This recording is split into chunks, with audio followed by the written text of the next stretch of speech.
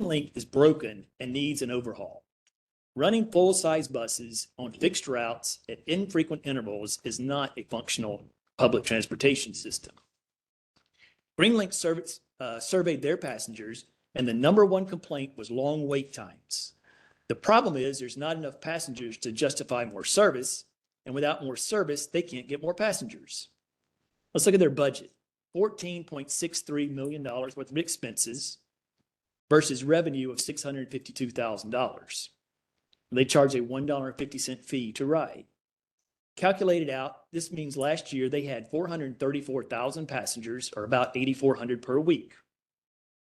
The cost per passenger came to $33.66, minus the $1.50 that each passenger paid, ended up with a net loss of $32.16 that has to be subsidized somewhere.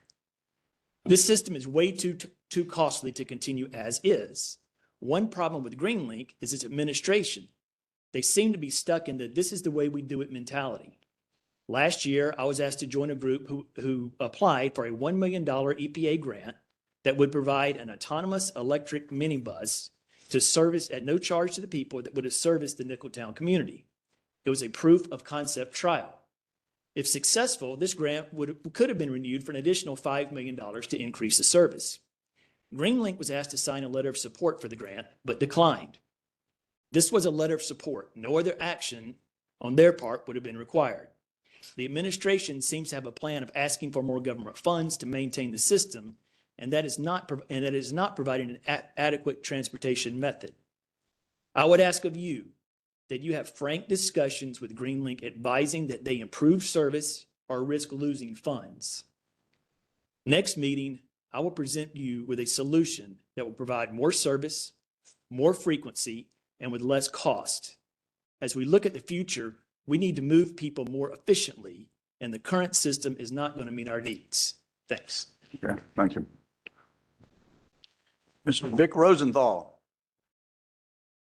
Hi, Vic.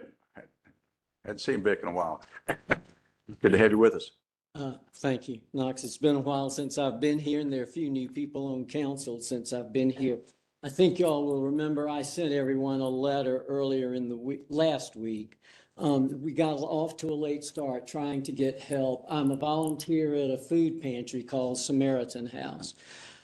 The Department of Agriculture's certified food bank in Greenville is Harvest Hope, and we get most of our food from them. They tell us that we serve more people than any other food pantry in Greenville County. And I sent you this chart, this table with those numbers on it, and a couple of people have told me it was confusing. So I wanted to just go over a couple of things here to explain them. We don't really have the right vocabulary to explain what some of these things mean. When I say number of pickups, that's the number of people who came and picked up bags of groceries on any given day. And the number of people who are in those households are the number of people served. So I'm just going to point out the busiest month in 2024 was August. We had 1,028 pickups. We only open on Thursdays from 8 until noon. And we had, in the Thursdays in August, we had 1,000 people come and get pickups. They're allowed to come 3 times a week. So some of those 1,000 people came 3 times. The actual number may not be 1,000, but that boiled down to the number of people in the households that we served in the month of August came to 2,278. For the total for the year of 24, there were 20,521 people who received food from us over the period of the year. And so far not so far, as of last Thursday in 25, we've already served 2,309 people. We are at great risk of closing. The food pantry faced a major crisis in October when our part-time paid manager died suddenly. And he's not been replaced yet. And then we received a letter. We've been based for the last 4.5 years out of Open Hearts Methodist Church. Before that, we were at Augusta Heights Baptist Church, but they sold that building and told us we needed to move. And then that building sale fell through. Turns out we didn't have to move, but Open Hearts had already made a space available for us. So we went ahead and moved. But now their space, the building is not safe anymore. We have to move. So unless some miracle happens, we will be closed on March the 6th. That's going to be a major loss for the county. I hope y'all can help us find a way to stay open. Have you met with any of our staff yet? I'm sorry, Have you met with any of our staff yet? not in person. no. Oh, okay. Well, we'll be happy to talk to you after the meeting. I think that we should. Okay. Mr. Rosenthal, if you, for the record, if you would please give us your address, I'm please. sorry, 711 Quail Run. He's on Thank you, Swansgate. sir. Green. Yeah. All right, thank you. Okay, council, we begin with the public hearing. Who now? Yes, sir. Right. The public hearing is the cottages of Chanticleer annexation. Uh-huh. Thank you. Good. Good evening, Mayor and Council. This is the 75% method public hearing presentation for the cottages at Chanticleer. The items within are required to be presented. Austin, I'm sorry, can you get closer to the thing? Sorry, this is the higher. Yeah. This is the 75% method public hearing presentation for the cottages at Chanticleer. The items contained within the presentation are required per state law. If you could go to slide 3 for me. Great. As you know, the 75% method under state law requires at least 75% of the property owners owning at least 75% of the assessed value. For this petition that was received by the city, both are exceeded at 97%. In addition, staff met all 30-day public notice meeting requirements, including providing the petition with the clerk's office, publishing in the local newspaper, providing on the city's bulletin board, and mailing out to all required property owners and likewise with the county, fire districts, et cetera. Next slide, please. This is the property description for the 2 phases of the cottages at Chanticleer that was also provided within the petition. Next slide, please. This is the map contained within the petition for the annexation, a little over 13 acres. The requested zoning is the RHC House C district. Next slide, please. For the annexation, we'll be providing our single-family residential services package, including weekly solid waste and recycling, police and fire coverage, planning, permitting, and engineering services, as well as municipal elections. Next slide. These are the taxes and fees to be removed and added.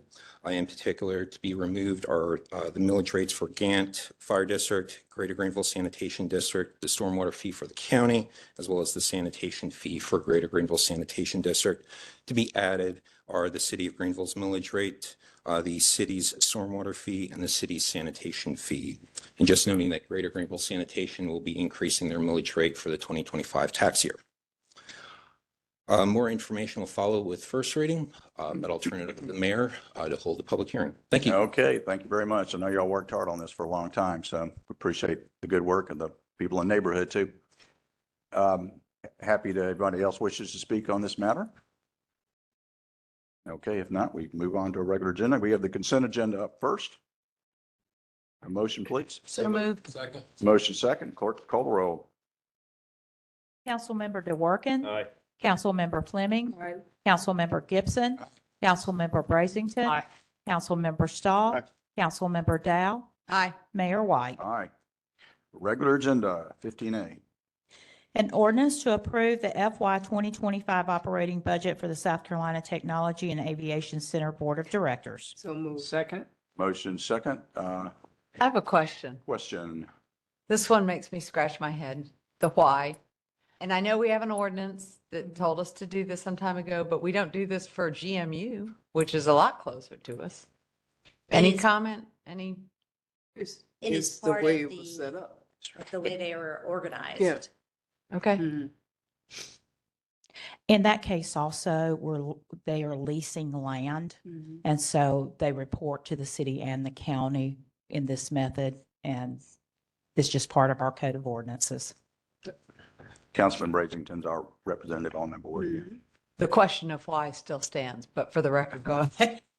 Why? You can call a vote. Well, that's just a big question in life. Why? We just have to let it go, I guess. Any other questions? Okay, clerk will call the roll. Councilmember DeWorke. Aye. Councilmember Fleming. Aye. Councilmember Gibson. Aye. Councilmember Brazington. Councilmember Stahl. Aye. Councilmember Dow. Aye. Mayor White. Aye. 15B, An ordinance to appropriate $181,000 in the Greenville Convention Center Fund and Local Accommodations Tax Fund to complete Phase 2 of the Greenville Convention Center Pedestrian Bridge Rehabilitation Project. So moved. Second. motion second. You want to hear from Glenn? Do we have any picture that shows this? I didn't see one in the packet, but, Don't want to have one in the packet, but I have several I can send you. oh, yeah, okay. Bridge is in disrepair right now. We've done a demo phase of the bridge. Where is it? This connects a parking lot at the convention center over to their kitchen area. Okay. That's where they receive their food deliveries and Right on the, food Okay. and beverage. right on the Okay. backside, yeah. No picture needed. Thank you. Yeah. Clerk Oh, yeah. clerk will call the roll. Councilmember DeWorke. Aye. Councilmember Fleming. Aye. Councilmember Gibson. Aye. Councilmember Brazington. Aye. Councilmember Stahl. Aye. Councilmember Dow. Aye. Mayor White. Aye. Okay, 15C, An ordinance to annex approximately 5.78 acres of real property and 2.88 acres of adjacent right-of-way located at Hudson Road, Pelham Road, Redland Way, Medlock Drive, and Country Squire Court, and to provide the zoning designation of PK Park District and RHC House C District. all right. Okay. Their motion, please. Second. Motion second. Any questions on that? Clerk, call the roll. Whoa. Yeah, I do have questions. Your question? Can you show the picture that shows these lots, Austin? Yes, if you'll go to either slides 3 or 4. And I'm sorry, this is not my expertise, but this looks like a big old headache for trash and fire and police because we have onesies, twosies throughout this. Are the others coming in? Yes, ma'am. As they get building permits with the county, Okay. they'll be subsequently annexed. All 27 lots will Okay, eventually great. be in the Thank 50. you. Yeah, they did. And clerk will call the roll. Councilmember DeWorke. Aye. Councilmember Fleming. Aye. Councilmember Gibson. Aye. Councilmember Brazington. Councilmember Stahl. Aye. Councilmember Dow. Aye. Mayor White. Aye. 15D, An ordinance to annex approximately 13.01 acres of real property comprising the area commonly known as the Cottages of Chanticleer located on Berksman Lane, Porcher Circle, and Chapman Road, and to provide the zoning designation of RHC. So moved. Second? motion second. Any further discussion? Clerk will call the roll. Councilmember DeWorke. Aye. Councilmember Fleming. Aye. Councilmember Gibson. Aye. Councilmember Brazington. Aye. Councilmember Stahl. Aye. Councilmember Dow. Aye. Mayor White. Aye. Want to thank folks who helped make that possible. We really appreciate it. We welcome these folks to our city. Yay. Yay. 16A, A resolution to authorize the city manager to execute an agreement to lease office space located at 15 South Main Street. So moved. Second. Second. do I have a second? Yep, second. Motion second. Okay, all in favor, say aye. Aye. Opposed, ayes have it. Okay, we had a workshop before this, a number of things were discussed, big, especially capital infrastructure projects and such. Mr. City Manager, do you want to add some more comments? Yes, thank you, Mr. Mayor. We did have a great presentation by SCDOT about the upcoming Church Street Bridge project at our work session. So if anyone was unable, that may be watching this meeting now, was unable to attend, we did record it. It will be on our website so that everyone can be aware of that impending project as we work very hard to make sure that we are screaming it from the rooftops about when that project will start. So I would encourage everyone to go and watch that project, as well as an update on all of our state infrastructure projects, which has been a partnership with the state of South Carolina. We received quite a bit of funding over the last 2 years from the state of South Carolina to really move forward with our infrastructure projects within the city. And we very much appreciate their partnership. And we provided an update on those projects that we will also be sharing with our Greenville delegation. I also just want to say a very special recognition and thank you to the staff and to the city of Greenville, South Carolina, for winning the United Way Spirit Award last week. And that was in part because of the city staff's and the city's response to Hurricane Helene. So.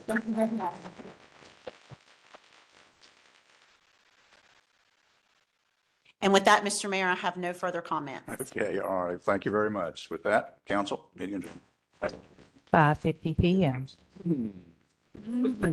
All right. Walk it in. I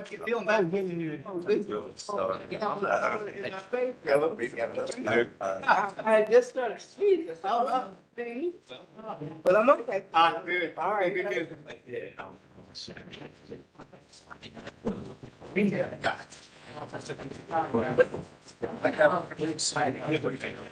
Yes.